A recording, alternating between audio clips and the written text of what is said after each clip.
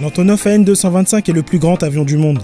Il est énorme, il a des dimensions tout simplement incroyables. D'ailleurs, en ukrainien il est surnommé Mria, ce qui signifie rêve et vous allez tout de suite comprendre pourquoi. Dans cette vidéo, je vais vous présenter ce monstre aérien. Mais avant de commencer, n'oubliez pas de vous abonner.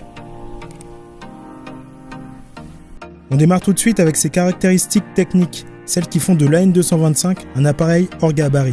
Cet avion mesure 84 mètres de long, soit quasiment la longueur d'un terrain de football. Avec ses 89 mètres d'envergure, l'AN-225 est capable de transporter une charge de 250 tonnes dans une soute de plus de 1200 mètres cubes. Les spécialistes ont estimé qu'on pourrait y faire rentrer 50 voitures. Il n'existe qu'un seul engin avec une envergure plus importante. Il s'agit du Stratolaunch américain qui s'étend sur 117 mètres. Mais il ne surpasse l'AN-225 sur aucun autre point. Sa soute est si immense qu'elle possède un pont roulant et une grue interne grâce auquel on peut charger des objets pesant jusqu'à 30 tonnes chacun. D'ailleurs, le chargement s'effectue par le nez de l'appareil, fait tout aussi unique que l'avion lui-même. La AN-225 possède une charge maximale au décollage de 600 tonnes, incluant ce qu'il transporte mais également son propre poids ainsi que son carburant. Et à nouveau, c'est un record, car aucun avion ne peut décoller en étant aussi lourd. Pour transporter tout cet attirail et propulser notre géant des airs, on l'a doté de 6 réacteurs surpuissants et de 32 roues. Ses ailes ont un débattement de 6 mètres, c'est énorme et encore une fois, unique au monde. L'appareil a d'ailleurs battu de nombreux records et est une démonstration de technique d'ingénierie.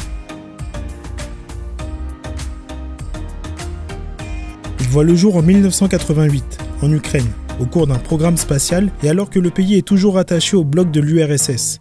En effet, la AN-225 a d'abord été conçue pour transporter la navette spatiale russe Buran. Il effectue un premier vol test le 21 décembre 1988.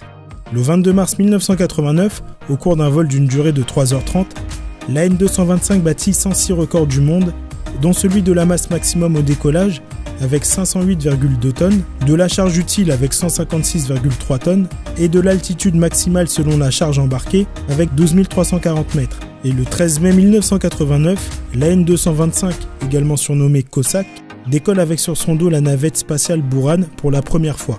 Au total, il la transportera 14 fois.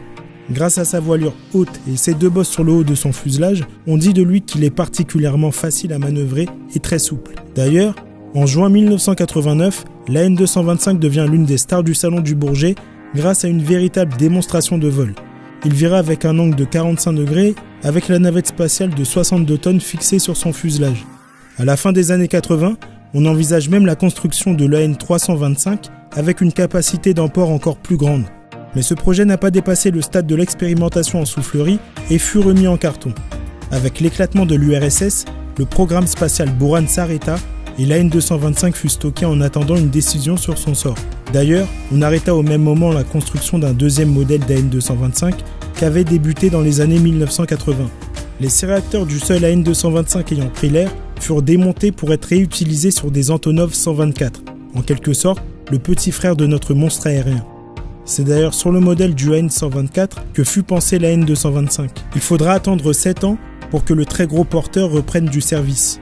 Après plusieurs modifications comme un nouveau système de navigation, un système anti-collision, ainsi qu'une réduction du bruit pour une utilisation commerciale banalisée, il réapparut au Salon du Bourget en 2001 sous le nom AN-2500. Il reprend tout de suite son statut d'avion record puisqu'il effectue la même année un vol jamais tenté auparavant.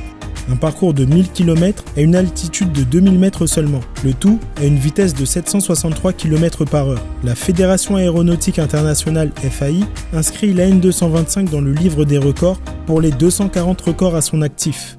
Depuis sa remise en service, la AN-225-100 est exploitée par la compagnie ukrainienne Antonov Airlines, devenue Ruslan International, et effectue des vols cargo à la demande. Par exemple, en 2009, on charge dans la AN-225 un générateur de 187,5 tonnes à destination de l'Arménie. Ce générateur est la pièce la plus lourde jamais transportée par un avion.